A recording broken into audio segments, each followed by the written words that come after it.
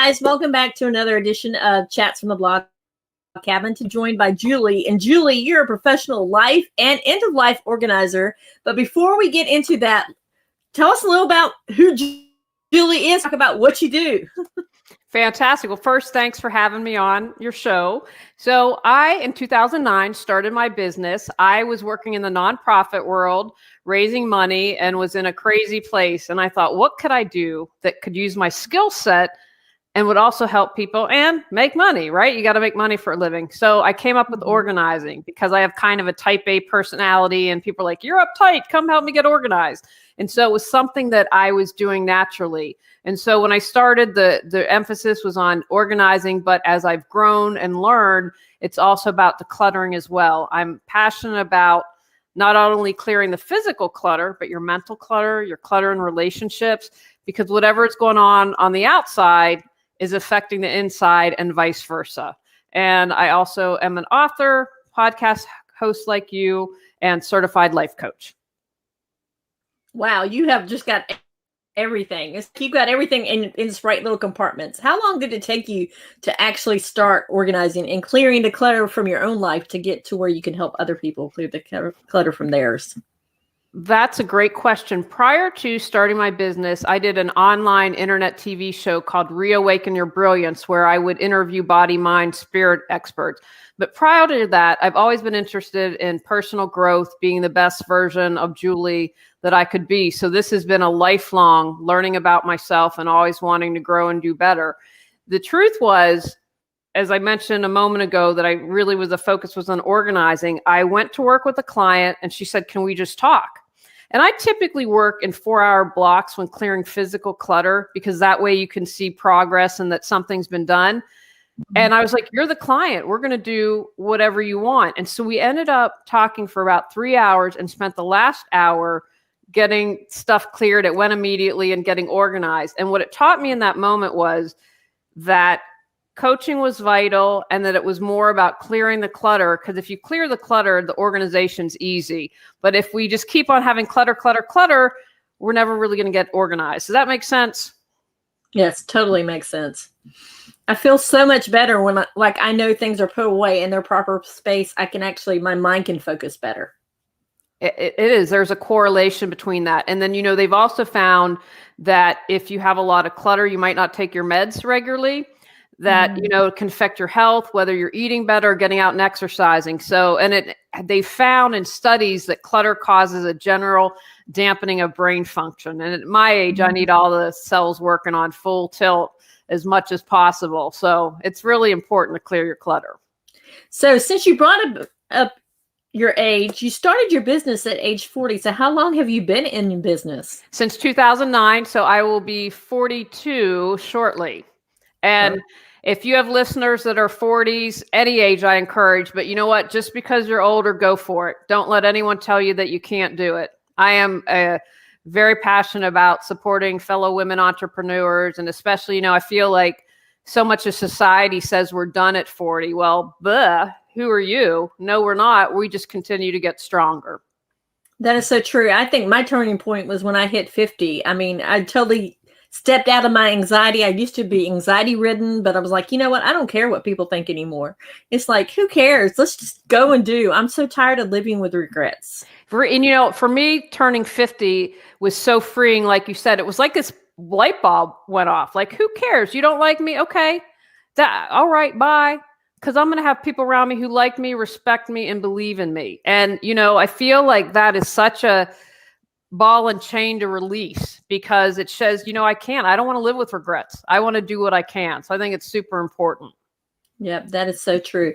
Now let's talk about, you're also an end of life organizer. So let's talk about that a little bit, because I know a lot of people are like, well, that's kind of morbid a little bit, but we're all going to transition. I have to tell you, I have a very ill parent right now. And what started me down this path was 3 years ago. My dad had me my brothers and I meet with his accountant and attorney. Now, my parents aren't super rich. And that's one thing that I want to get across to people. You don't have to be really wealthy, but you have to plan for when you transition. If we're lucky, we'll have an idea when it's coming. It could happen tomorrow and we don't know. But just from, look at people like Prince who didn't have a will, and Aretha Franklin who've been dead for years. They're still fighting over it.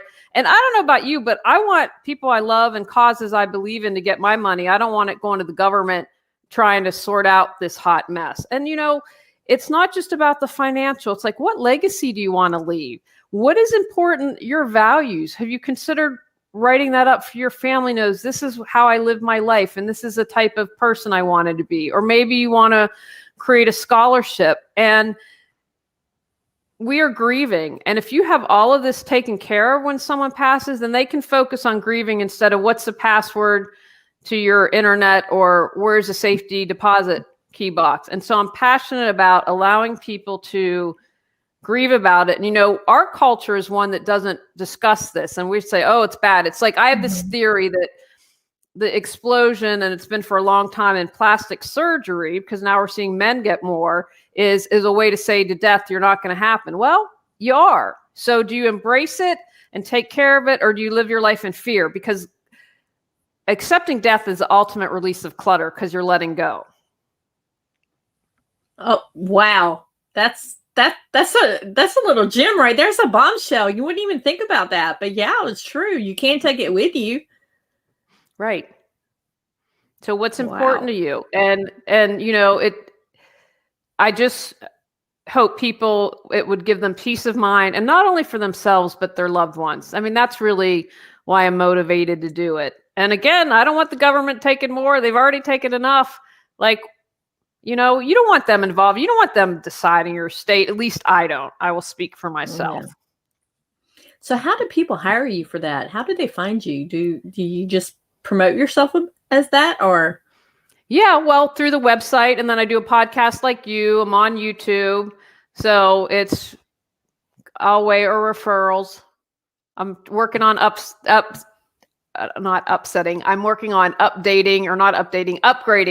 my web game. There's so many things out there, and it's how do you get in front of people? So it's a variety of places, and it's a hard topic.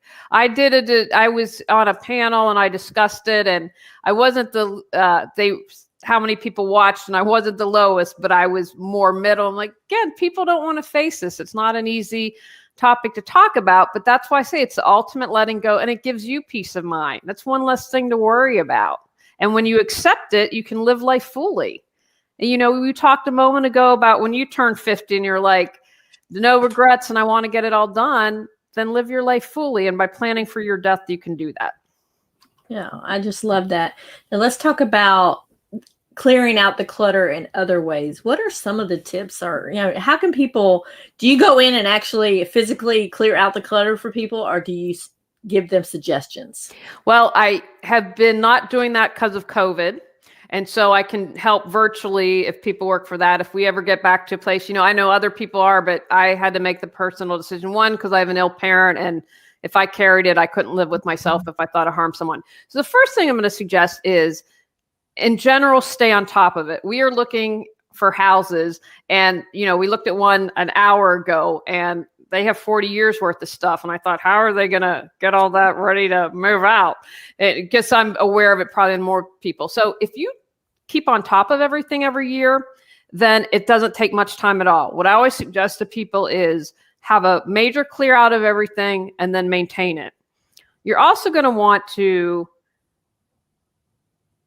do it when you have good energy, because I'm not a morning person. So I'm not going to try to do this at 8 a.m. I just be like, what? I wouldn't be able to do it. Create a plan and double the time you think that it's going to take. These are just some basics that I have. Another tip that I like to share is learn what is your clutter kryptonite. And by that, I mean, like, one of my clutter kryptonites is makeup samples. I know wrinkles, lose weight, sign me up. But then you've got all these samples, and then, I don't want to throw out stuff. That's not cool. So be aware, maybe for you, it's clothes, or it's shoes, or it's purses. So when you know that, you just get weak in the knees and you're just going to buy, you see sale, rein yourself in. And if you know that, then you can have a plan of action. You'll text your best friend. You'll walk out of the store. You'll have a buddy. So, and the other things that I suggest are memories, because people get stuck there. They this is from 40 years ago. So as the one example, are you holding on to things from your ex? Because then you can't open up space for a new relationship if you've got all these reminders of the past around. And the other thing to remember is our memories are in our head and in our heart, and they're not in the object. That's where we get tripped up. We think, oh, if I let go of my grandmother's dishes, I'm letting go of my grandmother. No, your grandmother's here and here, your head and your heart. So that's another big thing that I've seen that people can get tripped up on. And, you can always work with a friend. You need to work with someone that's non-judgmental. But if you're still struggling, then you might need to consider to bring a pro in at that point. Yeah, we actually did a couple of months ago. My husband and I, we rented a dumpster because we have 2 barns on our property that, when we moved, everything went in the barn. We've not been used them. But it's like bad things like that, everything just went in the bar. Like, you know what? I'm ready. Let's get a dumpster. We found we could rent a dumpster for a week. We got a dumpster. We got halfway through the barn before we had to turn the dumpster back in. But I'm like, we're getting it again in the spring because we need to clear all of this clutter. You do. And it affects you because even if it's in your barn, at the back of your head that it's there. And it's like this drip, drip, drip. I've got clutter in the barn, and everything's energy, whether you believe that from a physics perspective or a spiritual perspective. So I'd ask yourself, having all that cluttered in the barn, how do you think that's affected you? You don't have to answer. You can want to hold on more things. Yeah. It's made me want to hold on to more things. It's made me not to want to let go of things. And I'm like, I've got to let go of all this stuff. Right. But why don't you want to let go? What is it you're afraid of? Because there's usually a fear. And again, don't want to put you on the spot, and it's food for you to chew on, but there's a fear related, not always, but in the work and the clients that I work with, there tends to be a bigger issue underneath it. The clutter is just a symptom. Yeah, that's true. Mine was, I actually wanted to hold on to things to pass down to the girls. So when they had kids, they would have it. But then when I looked, I'm like, these things are nasty. They're not going to want them. And what's really interesting about that is millennials today and young kids, they don't want any of it.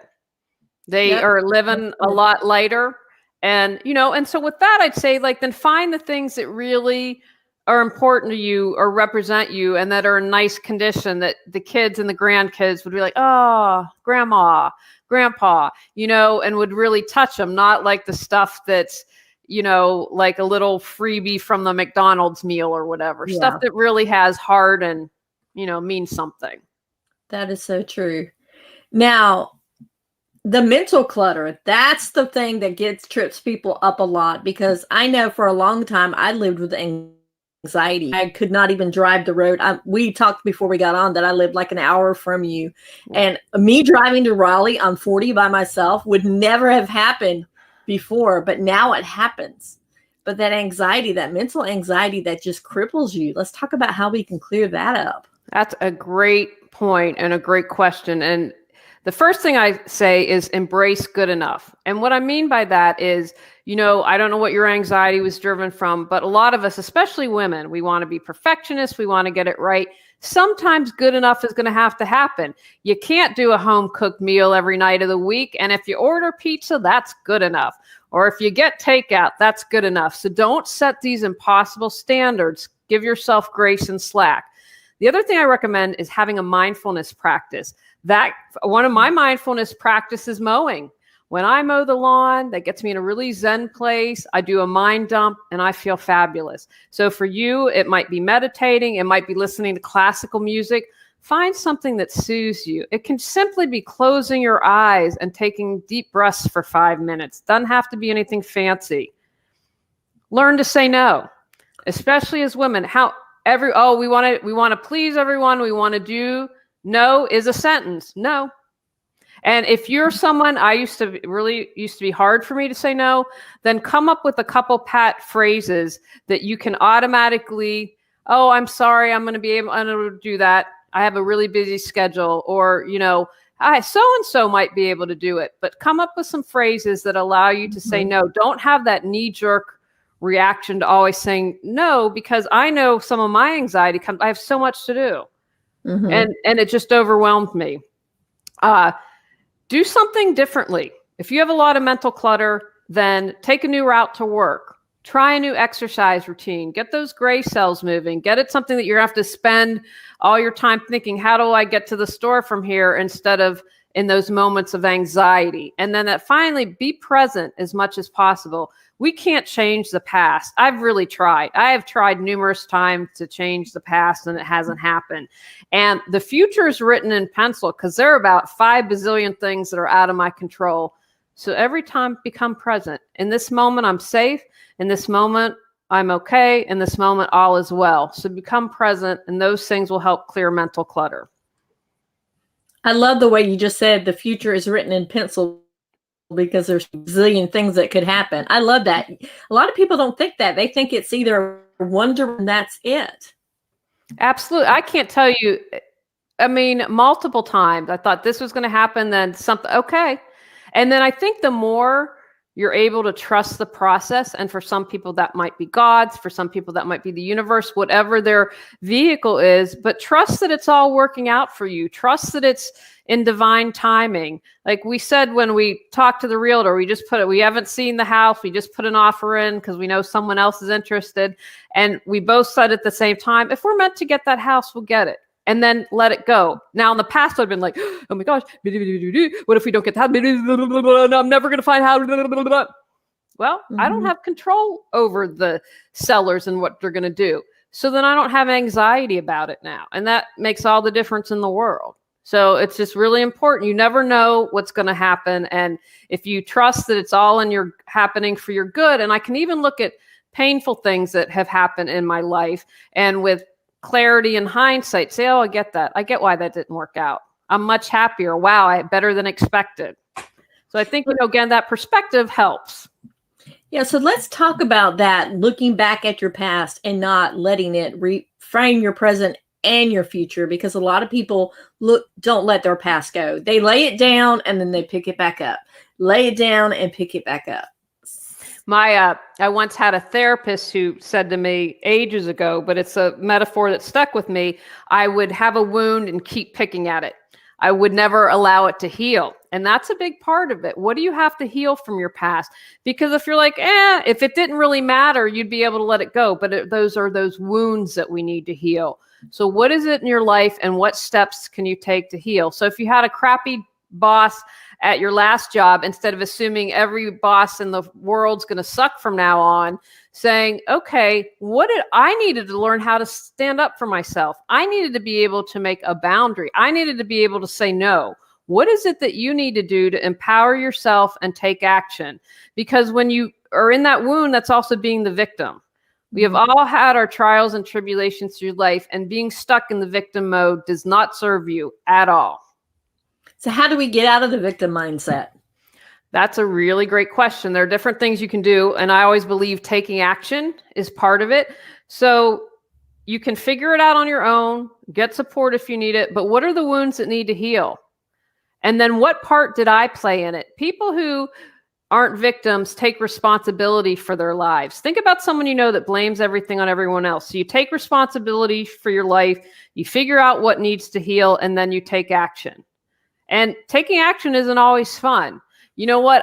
All I do is complain about my job 24/7. Maybe I need to take action and find a new job.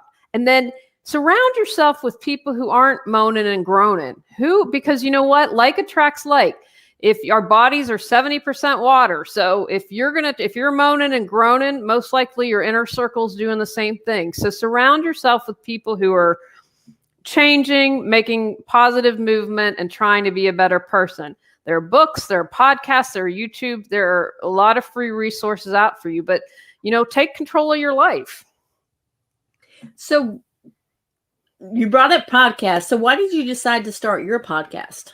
I decided to start my podcast because I felt there wasn't anything good out there that really represented the clearing your clutter in a holistic way. I'm super passionate about that. And, most organizers talk about physical clutter. A couple have started to talk to mental, but I look at emotional relationships, all of that. And so it was really important for me to bring a different perspective, because if you don't clear some of the inner stuff or get to the lower layers, it's going to go back to the way it was. So I just think, and clutter is a metaphor I use for coaching. So again, it's about healing. I want to live in a world where everyone's sharing their gifts. And in order to do that, we have to heal. What a great world we would do if, like, you're obviously passionate about what you do, and I hope that it shows that I am. What if we were all in that state of mind? How different would our world look? It would look so much differently, because then people would be willing to help each other out. And a lot of people would not be so closed-minded, or everything's me, me, me, me, me. I have to get this. I have to get that. I don't have time for anybody else, right, type thing. Exactly. Why do you think that women tend to feel the pressure more than men, though? Because I feel like we do so much that's not counted. Housework doesn't count. It's not valued, right? We're paid less in the workforce. That was another reason for wanting to start my business. Well, I can set my own rates. No one has control over that. We take on the emotional burden at home in addition to the housework. And I think there are these expectations, and we still are kind of in this, that we're expected to do that. And I think it's part of our personality. It's a part of wanting to nurture. I think most of women are built that way. And so we feel like, oh, we can make it better. We can soothe. It's our job. It's our job to take care of ourselves first, and then take care of others. And we have to get out of that mindset, and we have to learn to ask for support. I know for a long time, I wasn't able to say, hey, I need some help. So how do we get out of that mindset to actually ask for help? Well, first, again, it's who are you surrounding yourself with? Are you surrounding yourself with supportive people? You take whatever little step that is to ask for help. Maybe it's something like having the kids do more chores, or saying to your husband, I need you to do bath time with the kids, 3 out of 5 weeks. If it's about saying to a neighbor, hey, can we do a babysitting exchange so I can go out and walk or watch a movie by myself or get peace of mind? It's about taking care of ourselves, and kind of the things I mentioned earlier, like saying no. You know what? I can't spread. Or if there's the bake sale at school, getting a box of store-bought brownies instead of feeling that pressure to make it homemade from scratch. Whatever little way that you can take care of yourself, and know that you are valued, that you're good enough and you're worthy enough and you're loved no matter what. And when you begin to accept that, then you say, then saying no is not a problem. I love how you just brought up the example of the bake sale and going and buying the box bread. Even actually going to the bakery at the grocery store and buying something for the bake sale that way. Women tend to judge other women for having to do that. And that's the biggest problem that I see. I'm glad you brought that up. That's a great point. Because I think, and so then when you judge another, you judge yourself. If you accepted yourself fully, that's why I'm always like, bring it back. What do you need to heal? Then you can't judge another unless you're judging yourself. Because if you're like, nah, on the bakery, what is it about that you're judging yourself about? And so we as women need to step that up. And that's being brave enough. I read this great post the other day on Facebook. A woman said, I had this reading club, and at the end, almost every person texted me, oh, I'm sorry I shared about my illness that I'm going through. I'm sorry that I did this. Stop saying you're sorry. You do not have to apologize for everything, but it's about women having these open conversations like, hey, we don't need to apologize. Hey, we don't need to criticize each other. How can we lend that? That goes back to asking for support. I'm overwhelmed as a parent. Instead of judging, why did you buy bake store brownies? Maybe I'm overwhelmed. How can I help you? And that's, again, like, if we see that we're all part of one, then, we wouldn't treat each other like the way we do. I think it's like the one-upmanship, like keeping up with the Joneses and trying to keep up with appearances and trying not to look flawed when in fact we all are flawed. I am the first person to admit I have flaws, but you know what? I work on them. And goes back all the way to personal development and personal growth. And so when you try to keep up with the Joneses, that's exhausting. First of all, can you all think about the material stuff you buy, but mentally and emotionally? And are those people really happy? I'd say no. And I'm happy. Life is not perfect, far from it, but I'm happy. I can say in general, yeah, life's pretty good. I got it pretty good compared to a lot of people, and I'm not playing that game anymore. And we can make the choice to step out and say, you know what? I'm not going to judge another woman.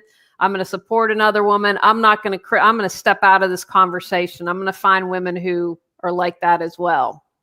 Yeah, that is so true. And when you go back to keeping up with the Joneses, you end up getting in a lot of financial debt as well, because you're running up your credit cards and you're doing all the things that you shouldn't be doing just to make appearances look okay. And, the other thing to remember is all that stuff. I hate and love social media. Social media has had some good things, but it's turned the corner for me. What you're seeing is not real.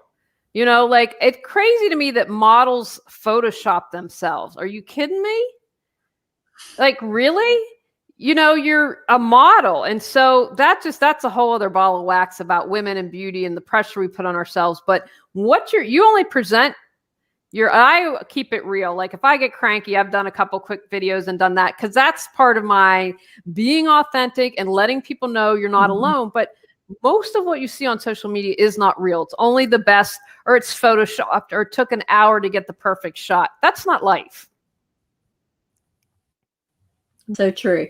Now, I want to continue this conversation, but we need to take a brief little second for our sponsor. So here we go. Schools closing their doors again this year due to the COVID-19 pandemic is devastating for students, parents, and educators. Beyond that, it has disproportionately challenged low-resource school systems, further revealing educational and health inequities among communities. Teachers and parents are searching for tools that will enable schools to reopen, but many of these solutions are expensive and time-consuming. To ease the magnitude of challenges faced by high-need school districts, we can provide a simple solution that has a deep impact. I'm Della, the founder of Nestle Space. Nestle provides easy, beautiful, health-centered design that adapts to any environment. We design products that are attentive to bodily experience, emotional health, and ergonomics, including our portable, touchless hand washing station. Our hand washing stations bring running water anywhere with an outlet, accompanied by ergonomic design. Because no plumbing is required, our portable stations can be placed in classrooms, gymnasiums, lobbies, libraries, and beyond.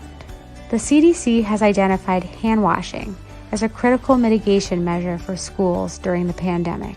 However, as evidenced by the high number of schools that have reached out to us over the last 6 months, many schools do not have prolific access to running water in classrooms and in other areas which they need to repurpose as classrooms in order to increase social distancing during the pandemic.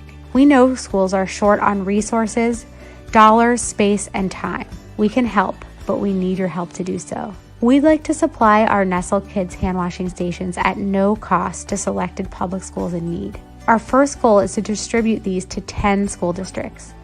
We are asking for your help to simply cover our production and shipping costs. Together, we believe we can help students more safely return to where they thrive most, at school.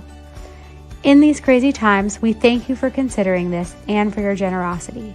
We believe that by helping support each other, we can make a positive impact in a very hard time. Again, thank you for your support. We hope you and yours stay well. And we're back talking with Julie, the professional life and end-of-life organizer. Now let's talk about, since that commercial was about COVID, let's talk about how you had to kind of pivot your business during COVID. So when we're in the same state, so Governor Cooper announced the first case in March, and that's when I stopped working with people in person. And I know not everyone made that decision. As I mentioned, I just wasn't comfortable. And so what I did is I started virtual work, because sometimes, the thing that I would do in person, like keeping you accountable, if I'm sitting there as you're decluttering or getting organized, being able to see your space and offer you tips, and then coaching's a large part of it, even if we're just organizing and teaching you skills. So it was more about then, okay, now we just have to go online. And I think that it's important as a solopreneur, as an entrepreneur, as a small business owner, you have to be able to pivot. If it's not COVID, it might be something else. And so I think that the more, like, one thing then I did after first starting my business, I added coaching. And then I was like, well, I'll add the books, I'll add the classes. And so having different streams of income, I think, is really important. So you have classes. I know we're gonna get to the books, but you have classes. I did not know about that. So let's talk about your classes. I have classes. I have, I believe, 5 or 6 on school success, on holiday, on getting organized, spring cleaning, and clearing clutter. And what I did with that is had broad topics, and then I break them down. They're available audio or video. So if you're like, I have 8 minutes to listen to this lesson, they vary in length. All the total classes are like 4 or 5 hours. And so if it's designed so you can fit it in your life and your busy schedule. And, you know, I talk about the beginning, get a notebook, let's start, let's keep this, all your notes and everything. And so they can do it on demand whenever it's easiest for them. But it's about breaking it down, because one of the things that stops people from decluttering is they're overwhelmed. Yes, let's talk about overwhelm. How do we stop the feeling of overwhelm? Well, you know, one of the things, again, if you come back and get present in this moment, you know, if I were to think about moving and taking care of a sick parent, I'm an overwhelm. Okay, well, in this moment, I'm okay. I'm enjoying this great conversation with you. So become present. It's about asking for help. It's about saying no. It's about treating yourself in every, like, you know, I've gone to my doctor and she's like, I think you have sleep apnea. That's probably why you're tired all the time. Let's do a test to make sure that it either is or we rule it out. And so it's looking at all facets of your life. You know, the big thing is asking for help, because overwhelm tends to come when we have too much to do. But if we say no, we get support, we take care of ourselves, our health and our mental wellness, then we tend to not be overwhelmed. That is so true. Now let's talk about your books, because you said you self-published 10 books, right? Is it 10? 14. 14 now. Now I was going to list all of them, but I'm like, there's way too many. But I love your main one is Clear Your Clutter, right? Clear Your Clutter Inside and Out. That's the big one. And then it has an accompanying workbook so you can follow along, because that's to get you to do your work. And then the other are a journal series prompts. So we all have the wisdom within. So you go through the journal prompts. I teach you how to set goals, and I teach you how to carve out what's most important. So then that's like a do-it-yourself. Then you figure out what needs to be done, and then you can move forward. So what made you decide to start writing the books?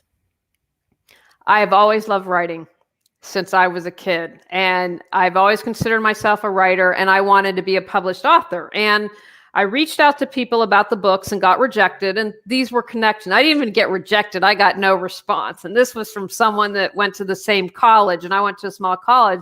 I thought, well, okay, I'm just going to publish on my own. And I taught myself a lot. I was super excited to do it. And, you know, I learned some good tips that were really important. Like, for instance, buying your own ISBN number. So that means if you go through, publish through Amazon and use their ISBN, you can't sell it anywhere else. So that way I can sell it on my website. I can sell it at different bookstores. And so it was a really big deal and a huge accomplishment to be like, I'm an author. And, you know, I'd say you don't need a big publisher to be an author. If you're passionate like I am, do it yourself. And then once you wrote that first book, the journaling prompts came along, the books for journaling prompts, which absolutely I love. I think journaling is something that a lot of people need to get into, because it's like a brain dump. You just dump all your feelings and then you let go. That's another way of letting go of your clutter. It is. And that's why I wanted to do journal prompts. And again, all the decluttering books are mainly about physical stuff. And I'm like, well, I look at this holistically. And I wanted to give people an option that they could do it themselves. And, you know, some people are very private. They wouldn't want to share that with anyone. And so actually, because I'm crazy, I did 4 of the journal prompts at the same time as I was writing the other book. But it was enough of a structural difference that it kind of was good to do. And then I just recently, last fall, published more of them. I'm like, oh, we got to talk about relationships and finance and health and all that good stuff. I want people to have options. And again, as you work on one, you're supporting clearing your clutter in other areas. Yeah, I just love that. Like I said, I love the journaling. So would you suggest that people buy the books and journal separately or journal straight in the books? Like, It really depends on their style and what now I ask all the prompts, and what I did, and the other thing that I did differently that I haven't seen in journals is down the side of the page, except for the ebooks, it wouldn't allow me, I hate technology, but it wouldn't allow me, I have a little lotus. And so the step, because we talked about overwhelm and people have clutter overwhelm. So you respond to the journal prompt and then you take out what's most important. You go back through and highlight what nuggets did I learn here? And then you put out and you separate so you can look, okay, this is the action that I need to take, or this is what I need to delve into more, figure out.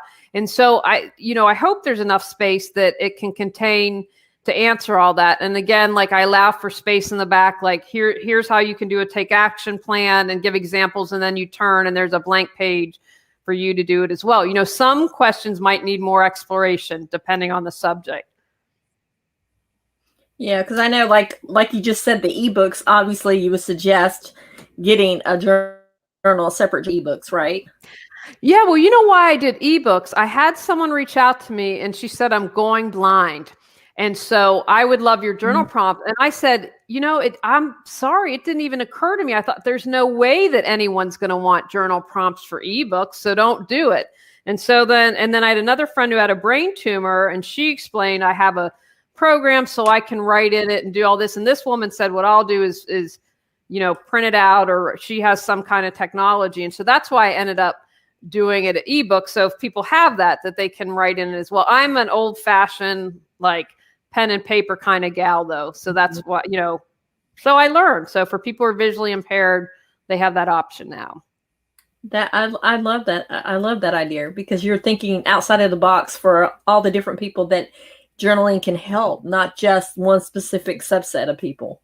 Yeah. Well, I mean, I try to be aware of that as much as possible. And this woman was kind enough to educate me, because my first thought was, who would want an ebook journal you write? Well, duh, you need to think more broadly and include everyone. Although I haven't moved to do audiobooks. I don't know if I haven't even explored that, because I have no clue what that would involve. And I'd get tired reading. I'm not sure. Maybe. We'll see. Maybe that's some place where you can do a collaboration with somebody that actually does the actual reading for you. That would be the much better choice. Yes.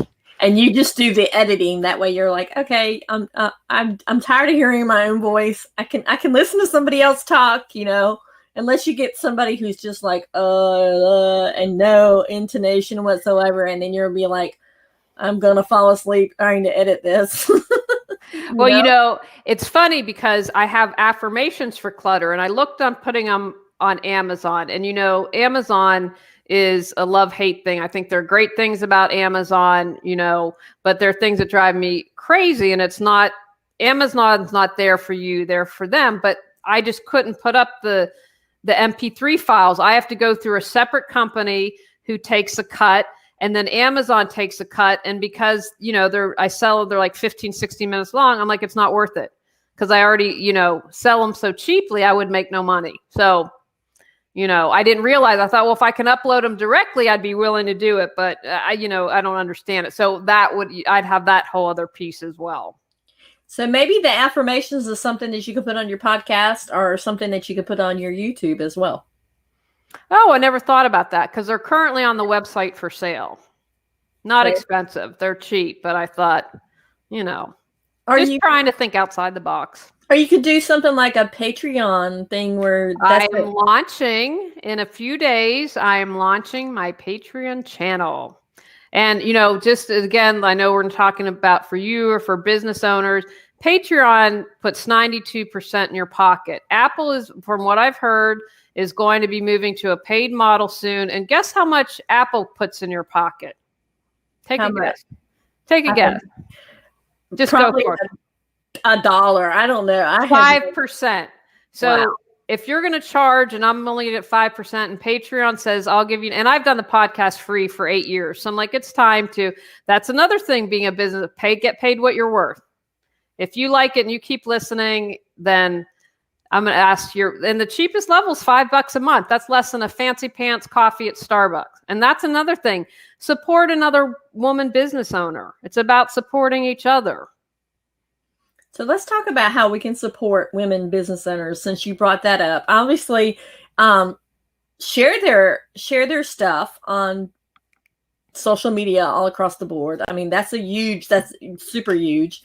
So how else? Write a review, do a video testimonial, write and sharing, but not only sharing, but saying, hey, this is why I like this woman.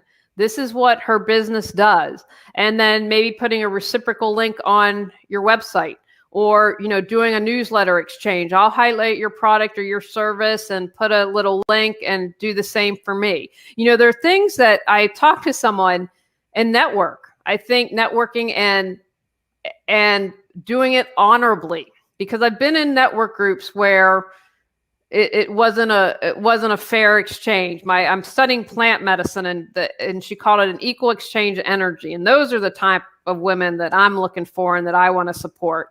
So, referring them when you can, or, say, hey, I know this woman would be great interview for your podcast, or, do a guest blog. There are myriad ways. And if you can, support their Patreon channel or support their services.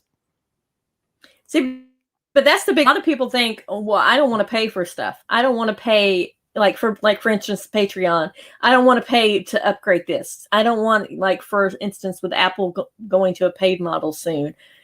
People aren't going to pay because people don't want to do it. I think that that's true. And I think that that is a model we're moving towards for everything on the internet now. So it is just going to be a question of when, not if, when everything is paid. And then you have to say, well, the thing is, if you pay for something, then you're more likely to change. And I did a little podcast about why I'm going to Patreon. When Tony Robbins first started, he charged $1 million. Now, I can't even wrap my head around that. He said, but you know what? My success rate is 100%. Because if people are going to invest invest $1 million, guess what? They're going to do the work. So I talk about that. When you get something for free, you're least likely to do the work. So I would say, how much pain are you in? How much clutter do you have? Or whatever it is that you're looking at.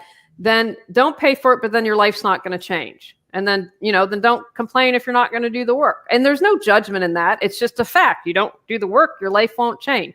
But just because you don't value something doesn't mean that someone else doesn't. Because I'm not a fan of people, why would you pay that much? Well, that's not about you. Let the person decide if it's of value to them. And you have to think what's most important. What is it that you're trying to do? That is so true. Do you think YouTube will switch to a paid model as well? Don't even get me started on YouTube. So one of the things I do on my YouTube site is advertising, and I get hardly anything for it. I mean, it's just ridiculous. YouTube's making bank on me. I'm not making much. And so that was one of the other reasons that I went to Patreon. Now, you do have the option to pay on YouTube as well. And so they have already started that option. But, YouTube, like the people, there are people that make a ton of money. Like I'm amazed these makeup reviewers and all. I'm like, I don't understand it. Can't wrap my head around it. But YouTube recently changed things. They don't want them making as much money. Well, what about the small entrepreneur like me? Then you've affected me. And so that's why Patreon was created for the artist. And so if you're going to have to pay something, why not pay where the artist gets the majority of the funds instead of the corporate YouTube? And, we're in the age of Aquarius. That just happened. We moved into that. That's about power to the people. And that goes back to supporting women and taking care of one another. And I'm not arguing. I don't want to say that corporations are evil. When I can order something my mother needs from down here for out of state, it's a blessing. And so everything has its positive and negative. But does Jeff Bezos need any more money? I would rather go to me than Jeff. That's just my opinion. And so if we don't support businesses, if we don't support artists, then what is our world going to look like in 15 or 20 years? No brick stores, no interaction. I don't want to live in that world. COVID has showed me pretty easily that I don't want to be isolated all the time. Yeah, you brought up the good point about the isolation during COVID. How can we help businesses now to help succeed during COVID? Because there are a lot of businesses that are shuttering their doors, especially restaurants that are shuttering their doors right now. Many of the restaurants you can do takeout and order pickup. I know that I think in some things they've started to open. And so like we went out, we did an escape room. I love escape rooms. We did an escape room and they're doing all the cleaning in between. And so we supported by going in person. Then we found a restaurant that was open and went afterwards. So, you know, you want to make a donation. Say, I just want to give you money for your employees for tip. Doing takeout, visiting the restaurant. If they have anything like, say, if they sell barbecue sauce, ordering some barbecue sauce. You know, there are different options. Many people who sell stuff, I bet, can get it online. You say, hey, I want to support you. You might not have products on your website, but I'm looking for this. Do you have it? Mm-hmm. You know, and just getting the word out and doing that. Or if you, like I saw a realtor the other day, put together a basket of local products as a giveaway for something. You know, and I'm hoping that we're finally moving out of this and we'll be normal for whatever that means, because I don't think it'll be exactly the way we are, but people can get out and do fairs and things and get more help. That is so true. I mean, honestly, I think it's helped in a lot because it's helped people now that they're home, clearing out their clutter from their homes. Don't you agree? Yes. Oh, yeah. Absolutely. And, you know, then you don't have excuse because you have all that time on your hands now. Like, think all the time you save from commuting. So when people say, I don't have time, I would say now, well, what was your commute time? How much time are you wasting on social media? Like, I don't think sometimes we have a concept how you can get sucked into TikTok or Facegram or Facebook or whatever it is, you know, that we can just spend hours and we don't even realize that. And what are we doing? We're just kind of wasting time. We're not really present. We're not living life. Yep, that's so true. And so now with that comes that physical clutter, which hopefully that mental clutter will come, the clearing that out. But I think a lot of people are stuck in the mental clutter because of being stuck at home and not being able to go out and do things like they want to do. Absolutely. My husband and I are pretty much introverted and homebodies, and we're over it. Now, one thing that we do is we hike almost every week. And that, you know, that's actually a time for us to connect and just be in nature. And I found anytime I can be in nature, it's incredibly soothing. And so what I would say is, you know, can you go out in your backyard? Is there a tree that you can hang out with? Can you go to a garden? Can you just walk around your neighborhood? Most people have the option to do that. That's at least something, you know, but walking, I have a sweet spot that I try to do exercise between 11 and usually 2, because then it'll refresh my brain. I get some physical activity. Most of us can at least walk around the neighborhood because that's going to help clear your mental clutter as well. Yeah. So you just brought up hiking. Any sweet spots in North Carolina where you hike at? Well, we tend to hike at Umstead because there are 2 different entrances that you can use and lots of trails. And the one that's, and I'm going to mispronounce it, it's on our list to go to, is it the Uwari? Okay. That is close that I want to check out. But Umstead's been our go-to just because it's close by. And we did a little walk, like a half an hour from here. And I don't remember where it was because it was kind of, I'm like, oh, we just kind of ended up on the banks of a river. And then the other thing ran near a power plant. It was a very interesting trail. So, you know, we tend to stick to Umstead. Okay, that's pretty cool. So, any last little tidbits you want to leave us with? I want everyone to remember that they are good enough, worthy enough, and loved no matter what happens. And to heal as much as you possibly can, and to be kind to one another, to judge yourself less, to judge others less, be less critical of yourself and others, and know you can do whatever you put your mind to and go for it. Wow, I love that. And tell us where everybody can find you at if they want to follow up with you. Thank you. At reawakenyourbrilliance.com, you'll find out information about the Patreon channel, my social media, podcast, blogs, all good stuff. All right. Julie, I want to thank you so much for coming on today and for chatting with us about cleaning. You've given me a lot to think about, and I'm going to clear more clutter as we get off as well. Well, thank you. Thank you so much. I want to thank you for being on today. Having me on, and thank you for sharing your passions and all you're doing to support people. Yeah. So guys, we will see you on the next chat from the Blog Cabin. Bye.